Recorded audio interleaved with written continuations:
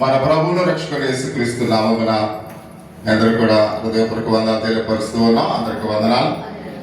ఈ ఉదయకాల సమయంలో ఎఫిఫనీ మొదటి ఆదివారము. ఎఫిఫనీ అనగా దేవుని ప్రత్యక్షత అనే అర్థాన్ని ఇస్తున్నట్లుగా మనం చూస్తూ ఉన్నాం. ఎఫిఫనీ అంటే దేవుని యొక్క ప్రత్యక్షత. పరిశుద్ధ దేవుని యొక్క లేఖన భాగము మరొకసారి చదువుకుందాం. మత్తయి సువార్త మొదటి అధ్యాయం 1 నుంచి 9 వచనాలు, 9 నుంచి 11 వచనాలు ఒకసారి మనం చదువుకుందాం.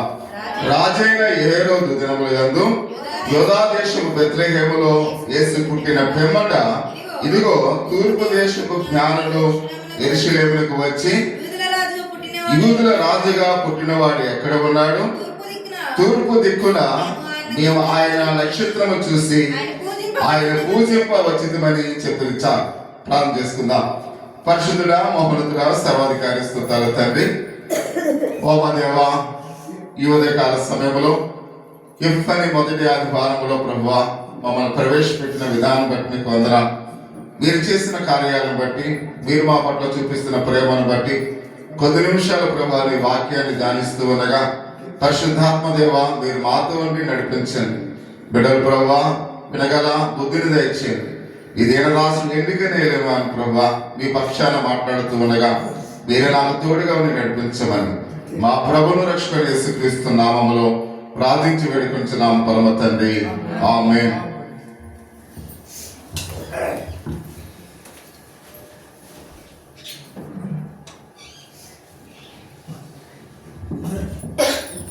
ప్రియ సహోదరి సహోదరులారా, చదవబడిన యొక్క లేఖన భాగంలో మత్తయి సువార్త 2వ అధ్యాయం 1 నుంచి 9 వచనాలు, 9 నుంచి 11 వచనాల్లో ఉన్న కొన్ని విషయాలు మనం ధ్యానించుకుందాం.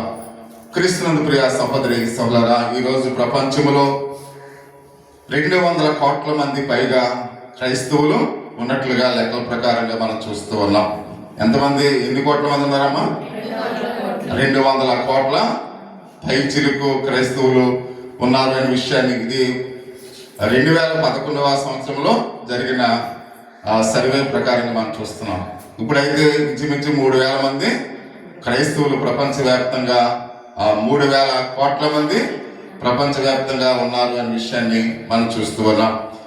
అంటే తాము క్రైస్తవులుగా పిలిపించుకునేవారు. అంటే వీళ్ళందరూ కూడా 300 కోట్ల మంది ఎవరు తమను తాము క్రైస్తవులుగా పిలిపించుకునేవారు. అంటే అర్థమైందా మీకు?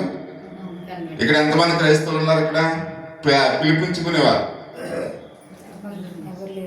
ఎవరు లేరు. అంటే క్రైస్తవులుగా పిలిపించుకునేవారే 3,000 కోట్ల మంది ప్రపంచవ్యాప్తంగా ఉన్నారండి. అంటే క్రైస్తవులుగా దేవుని మందిరానికి వచ్చి విశ్వసించేవారు ఇంకా ఎంతమంది ఉంటారో ఒక 600 కోట్ల మంది పైగా ఉంటారు. అంటే మన గ్రామంలో నేను చాలాసార్లు చెప్పాను, ఒక్కొక్క కుటుంబమే క్రైస్తవ కుటుంబం ఉంది. అది ఎవరిది? దీవెనమ్మ గారు. కాబట్టి ఎందుకు చెప్తున్నానంటే, అంటే మనం క్రైస్తవులుగా ఉన్నాము కానీ పిలిపించుకోవట్లేదు. అర్థమవుతుందా? క్రైస్తవులుగా ఉన్నాము కానీ పిలిపించుకోవట్లేదు. కాబట్టి అంత మాత్రమే కాకుండా మనం గమనించినట్లయితే దేవుని యొక్క సన్నిధానంలో మనం ఆలోచన చేస్తూ ఉన్నప్పుడు, కాబట్టి 3,000 కోట్ల మంది అంటే సాధారణమైన లెక్కలు కాదు. అంటే మన భారతదేశంలో ఉన్న హైందవుల కన్నా ప్రపంచవ్యాప్తంగా ఉన్న క్రైస్తవులు చాలా ఎక్కువ, అంటే 2 ఎక్కువ మంది ఉన్నారు. అర్థమవుతుందా? 2 ఎక్కువ మంది ఉన్నారు అనే విషయాన్ని ప్రతి ఒక్కరిని కూడా గమనించాలి. కానీ ప్రపంచంలో అన్ని మతాల కన్నా క్రైస్తవ మతము చాలా పెద్దది అనే విషయాన్ని మనం చూస్తూ ఉన్నాం. అందుకనే క్రిస్మస్ కేవలం ఒక దేశంలో కాకుండా ప్రపంచమంతా కూడా చేసుకుంటారు. అలాగనే ప్రపంచంలో అన్ని దేశాల్లో కూడా క్రైస్తవులు ఉన్నారు. ఒక దేశంలో మాత్రమే కాదు. మనం చూసినట్లయితే హైందవులు కొన్ని దేశాల్లో, 2-3 దేశాల్లో మాత్రమే మనం చూస్తాం. కానీ క్రైస్తవులైన వారు మాత్రం ప్రపంచంలో అన్ని దేశాల్లో కూడా ఉన్నారు అని మనము ఆ యొక్క ప్రపంచ లెక్కల ప్రకారంగా మనం చూస్తూ ఉన్నాం. అంత మాత్రమే కాకుండా దేవుని యొక్క వాక్య భాగంలో మొదట్లో ఎలా ఉండేది కాదు ప్రియమైన వారు.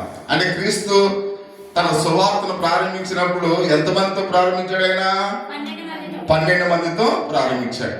తర్వాత 70 మందితో 70 మంది పెద్దల్ని నియమించాడు. తర్వాత మళ్ళీ ఒక గ్రామానికి వచ్చి ఇద్దరేసిని మామూలుగా మళ్ళీ ఏం చేశారైనా ఒక 50 మందిని ఏర్పరచుకున్నాడు. అంటే ఇవే లెక్కలతో గత ప్రభుత్వాలు కూడా వాలంటీర్స్ అని కూడా ఇవన్నీ కూడా అంటే బైబిల్లో ఉన్న ప్రకారంగా వాళ్ళు కూడా ఏం చేశారు, ఈ లెక్కల ప్రకారంగా ప్రజల యొక్క యోగక్షేమాల కోసం ఆ విధంగా చేశారు. అంటే ఇవన్నీ కూడా న్యూ టెస్ట్మెంట్ లో ప్రభు అయిన యేసుక్రీస్తు వారు అనుసరించినవి ఇవన్నీ కూడా. అర్థమవుతుందా మీకు? అన్ని కూడా. అందుకనే ఇక్కడ మత్తయి సువార్త 10వ అధ్యాయము 8వ వచనంలో ఆ వాక్యాన్ని చదువుతున్నప్పుడు రోగుల గురించి అక్కడ రాయబడినప్పుడు 108 వచ్చింది. అంటే ఇవన్నీ కూడా బైబిల్లో ఉన్నవే. ఆనాటి యొక్క పాలకులు వాటిని అమల్లోకి తీసుకొచ్చారు. ఈ మామూలుగా వాలంటీర్ వ్యవస్థలని ఇవన్నీ కూడా బైబిల్లో ఇవన్నీ అంటే మోషే ధర్మశాస్త్ర ప్రకారంగా మోషే నియమించినవి. తర్వాత ప్రభు అయిన యేసుక్రీస్తు వారు మరలా న్యూ టెస్ట్మెంట్ లో ఆయన నియమించినవి. ఇవన్నీ కూడా ఈ వ్యవస్థల్లో ఉన్నవన్నీ కూడా బైబిల్లో నుంచే వచ్చినవి అనే విషయాన్ని మనం గమనించవలసిన వారినట్టుగా మనం చూస్తూ ఉన్నాం. అంటే ఇక్కడ మనము యేసుక్రీస్తు వారు పుట్టినప్పుడు కొద్ది మంది మాత్రమే తెలుసు. 2000 సంవత్సరాల క్రితం ప్రభు అయిన యేసుక్రీస్తు వారు పుట్టినప్పుడు కొద్ది మంది మాత్రమే తెలుసు. కానీ ఇప్పుడు ఆయన పుట్టుక ఇప్పుడు ఎంతమంది చేసుకున్నారు? ప్రపంచమంతా. అంటే ఇంచుమించు 600 కోట్ల మంది 6,000 కోట్ల మంది చేసుకున్నారు. కానీ నిజంగా వాస్తవంగా యేసు పుట్టినప్పుడు కొద్ది మంది మాత్రమే, అంటే మనం వేలలో లెక్క పెట్టేవారు మాత్రమే అప్పుడు ఆ దినాన్ని చేసుకున్నారు అనే విషయాన్ని పరిశుద్ధ దేవునికి లేఖన భాగంలో మనం చూస్తూ ఉన్నాం. అంటే అక్కడ కూడా మనం గమనించినట్లయితే ఆ గొర్రెల కాపరులు ఎక్కడో పొలంలో కాసుకుంటున్న ఆ గొర్రెల కాపరులు బెత్లెహేము వెళ్ళినట్లుగా మనం చూస్తూ ఉన్నాం. వాళ్ళు కొద్ది మంది, అంటే ఇంచుమించు 3 లేక 4 లేక 5 మాత్రమే ఆ జన్మదినాన్ని ఆ రోజు జరిపించుకున్నట్లుగా మనం చూస్తూ ఉన్నాం. కాబట్టి ఇప్పుడైతే కొన్ని కోట్ల మంది ఆ జన్మదినాన్ని జరిపించుకుంటున్నట్లుగా మనందరూ కూడా తెలిసిన విషయం ఎప్పుడు వాళ్ళరా. కాబట్టి ఇంకా అక్కడ కొన్ని వారాల తర్వాత మరియా యేసేపులు ఆ శిష్యుమైన యేసుక్రీస్తు వారిని ఎక్కడ తీసుకొచ్చారు? దేవాలయానికి తీసుకొచ్చారు. కాబట్టి దేవాలయానికి తీసుకొచ్చినప్పుడు అక్కడ కొంతమంది దేవుణ్ణి చూసి ఉన్నారు. ఆ బాలుడైన యేసుక్రీస్తు వారు మాట్లాడుతూ ఉంటే అక్కడ ఉన్న శాస్త్రులు, పరిచయులు, అక్కడున్న ప్రవక్తలు అందరూ కూడా ఆశ్చర్యపోయారంట. ఈ పిల్లవాడు ఏంటి, చాలా చిన్నవాడు, అంటే 12 సంవత్సరాల ప్రాయంలోనే ఆయన ఎంతో చక్కగా దేవుని యొక్క సువార్తను బోధించిన వాడుగా ఉన్నాడు అనే విషయానికి మనం చూస్తూ ఉన్నాం. అప్పుడు కొంతమందికి అక్కడ ఈయన ప్రభు అయిన యేసుక్రీస్తు వారిని కొంతమందికి తెలిసినట్లుగా మనం చూస్తున్నాం. ముందు ఒక 5 చూశారు ఆయన జన్మదినాన్ని. తర్వాత ఆయన ప్రభు అయిన యేసుక్రీస్తు వారిని దేవాలయంలో కొన్ని 100 మంది లేకపోతే కొంతమంది అక్కడ చూసినట్లుగా మనం చూస్తూ ఉన్నాం. కాబట్టి అక్కడ వాళ్ళందరూ కూడా బాలుని చూసి వాళ్ళందరూ కూడా పరిశుద్ధులైన మత్తయి 2వ అధ్యాయంలో రాయబడిన ఈ మాటల గురించి మనం జ్ఞాపకం చేసుకున్నప్పుడు అక్కడ ప్రియమైన వాళ్ళరా దేవుని యొక్క వాక్య భాగంలో మనం చూస్తూ ఉన్నాం. దేవుడు ఒక నక్షత్రాన్ని ఉపయోగించి జ్ఞానులను యేసుక్రీస్తు వారి వద్దకు నడిపించినట్లుగా మనం చూస్తూ ఉన్నాం.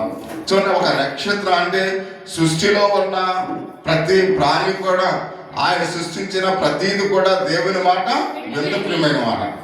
నక్షత్రము కూడా దేవుని మాట విని ప్రభు అయిన యేసుక్రీస్తు వారు ఉండు చోటకి ఎవరు తీసుకెళ్ళింది? జ్ఞానులను తీసుకువెళ్ళినట్లుగా లేఖన భాగములు మనం చూస్తూ ఉన్నాం.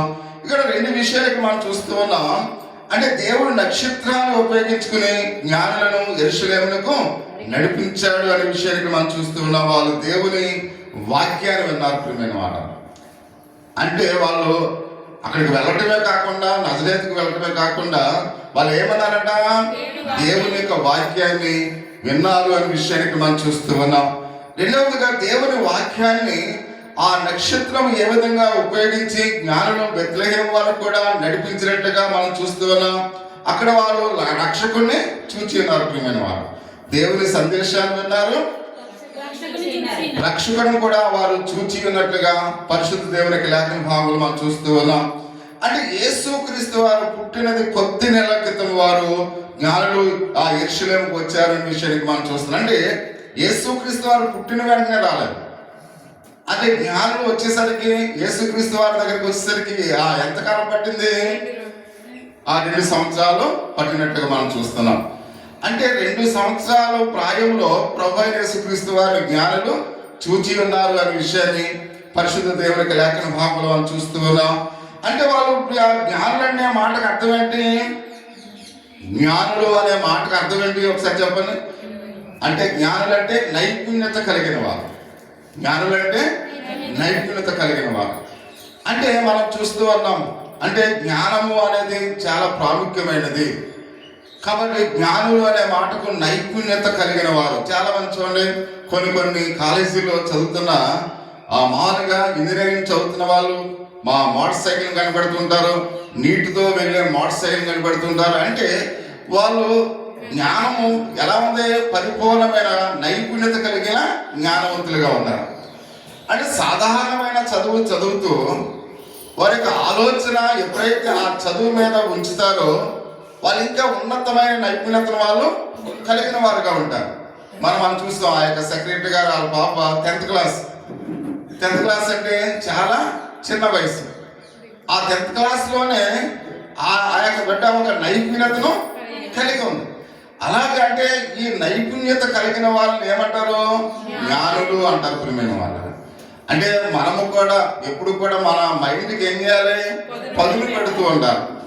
కాబట్టి ఎప్పుడైతే పదులు పెడుతూ ఉంటామో మంచి ఆలోచనలు వస్తూ ఉంటాయి, మంచి మనం కనిపెట్టడానికి అవకాశం వస్తూ ఉంది. అందుకని ఎప్పుడు కూడా పుస్తకాలు తిరగేస్తూ ఉండాలి, పుస్తకాలు చదువుతూ ఉండాలి. కాబట్టి చదువుతున్నప్పుడు జ్ఞానం మనకి వస్తుంది, ప్రియమైన వాళ్ళ. కాబట్టి అందుకనే ప్రతి విషయంలో కూడా జ్ఞానులు అనే మాటకు నైపుణ్యత కలిగిన వారికి మనం చూస్తూ ఉన్నాం.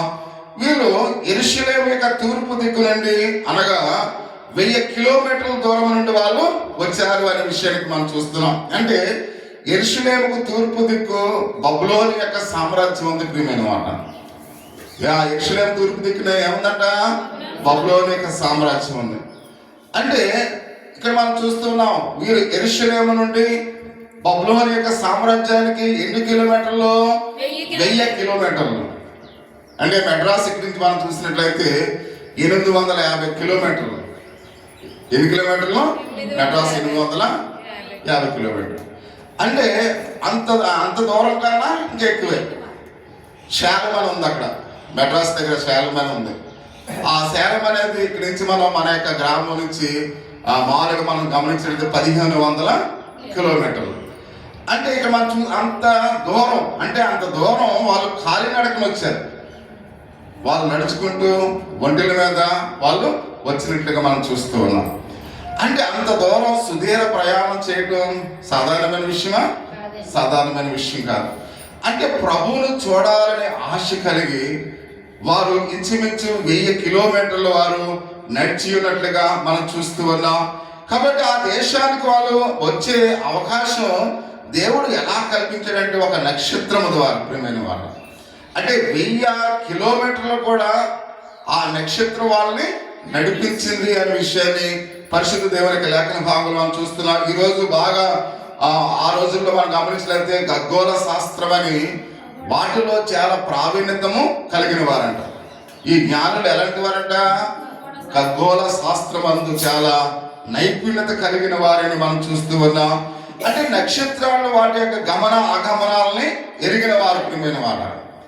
అంటే ఒక నక్షత్రం పుట్టిన తర్వాత ఆ నక్షత్రము ఎందుకు ఉద్భవించింది, ఆ నక్షత్రము పుట్టడం అసలు ఏంటి, దాని వెనకున్న కారణం ఏంటి, ఇవన్నీ కూడా వాళ్ళు నైపుణ్యతతో ఆలోచించేవారు, ప్రియమైన వాళ్ళ. చూడండి, ఇప్పుడు మనం చంద్రమండలం మీద కూడా మనుషులు నివాసం చేయొచ్చని మన మానవులు ఏం చేస్తున్నారు? చంద్రమండలం మీదకు వెళ్ళి అక్కడ నివాస యోగ్యమైన స్థలము అక్కడ ఉందా, వాటర్ ఫెసిలిటీస్ ఉందా, గృహాలు ఎలా కట్టుకోవాలి, ఇవన్నీ కూడా అక్కడ ఏం చేస్తున్నారు? వాళ్ళు పరిశీలన చేస్తున్నారు. అంటే ఈ భూలోకం సరిపోక ఇప్పుడు వాళ్ళు ఎక్కడికి వెళ్తున్నారు? చంద్రమండలంలో కూడా వెళ్ళి చంద్రమండలంలో కూడా ఆ నీరు ఉన్నట్లుగా వారు గుర్తించి అక్కడ కూడా నివాస స్థలాలని ఏర్పాటు చేసుకోవడానికి ప్రయత్నం చేస్తున్నారు. చూడండి, ఎలా మనం పైకి చూస్తేనే చంద్రమండలం ఎక్కడో ఉంటుంది, అంటే దాని మీద కూడా మనుషులు నివాసం చేయడానికి ఇష్టపడుతున్నారు. చూడండి, కొన్ని నక్షత్రాలు చూస్తున్నాం. ఆ నక్షత్రాలు భూమి కన్నా పెద్దవిగా ఉన్నాయంట. ఇది తెలుసా మీకు? నక్షత్రాలు మనకు ఎలా కనపడతాయి? చాలా చిన్నగా కనపడతాయి. ఆ నక్షత్రాలు మన భూమి అంటే మనం నివసిస్తున్న భూమి కన్నా పెద్ద నక్షత్రాలు ఉన్నాయంట. అంటే ఒకసారి ఆ నక్షత్రం ఒకవేళ భూమి మీదకి పడ్డదనుకోండి, మన భూగోళం అంతా కూడా ఒక నిమిషంలో తప్పడైపోతుంది. అందుకని అది ఎప్పుడు పడుతుంది అంటే బైబిల్లో ఆయన వచ్చే రాకడలో నక్షత్రాలు రాలుమని మనం చూస్తున్నాం. అంటే భూమి కన్నా ఒక నక్షత్రమే అంత పెద్దదైతే ఆ నక్షత్రాలను రాయకపోతే అసలు భూమి ఉంటుందా? మనం ఉంటామా? తప్పడైపోతాం మనం అందరం కూడా. అంటే ప్రతి విషయంలో కూడా ఇవన్నీ కూడా అన్వేషించేవారు, ఇవన్నీ కూడా వాళ్ళ యొక్క జ్ఞానంతో పరిశోధించేవారు. ఈ యొక్క జ్ఞానులని పరిశుద్ధ దేవుని యొక్క లేఖన భావములు మనం చూస్తూ ఉన్నాం.